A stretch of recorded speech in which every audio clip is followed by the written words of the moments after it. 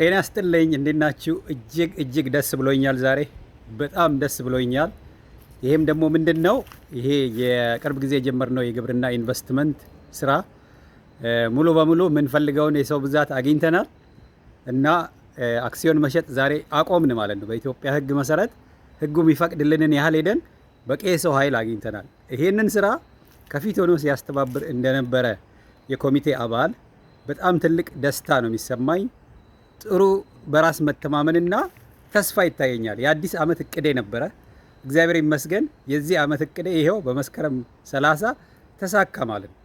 አብሮኝ የነበራችሁ በርታ ስትሉኝ የነበራችሁ እንደገና ገንዘብ ያዋጣችሁ ስብሰባ ላይ የተሳተፋችሁ የተለያየ ኮሚቴ ስራ ስታግዙ የነበረ መረጃ የሰጣችሁን ሁሉንም እጅግ እናመሰግናችኋለን። ዛሬ አንድ ትልቅ ስቴፕ ወደፊት ተራምደናል ማለት ነው። እስካሁን በጎ አድራጎት ነበር የምንሰራው።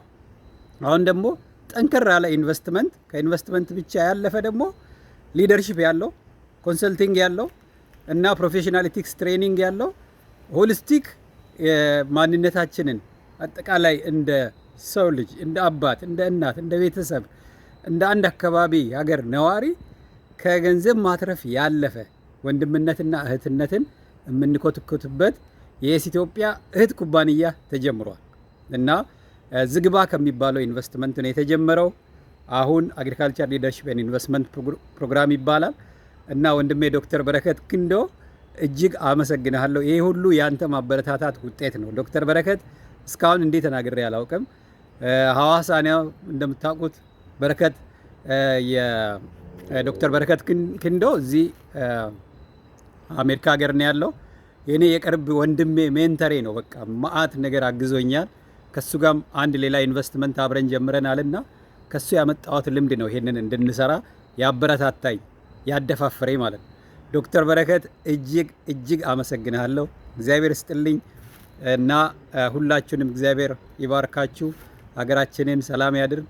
ያቀድነውን አሁን የጀመርነውን ቢዝነስ ደግሞ የበለጠ ለትውልድ ምሳሌ ሆኖ ብዙ ሰው ራሱን የሚያይበት ሀገሩን የሚያግዝበት መንገድ ሆኖ እንደሚያድግ እርግጠኛ ነኝ። አፌ ሞልቼ ነው የምናገረው። የሚያጠግብ እንጀራ ከእንትኑ ይታወቃል እንደሚባለው ማለት ነው። እኔ እንደዚህ ኮንፊደንስ ተሰምቶኝ ደስ ብሎኝ አያውቅም በእውነት።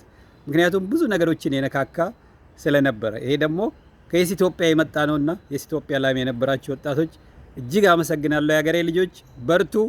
ሁሉንም ችግራችንን እናውቃለን። በጣም ብዙ ህመም አለብን። ብዙ ፔይን አለ።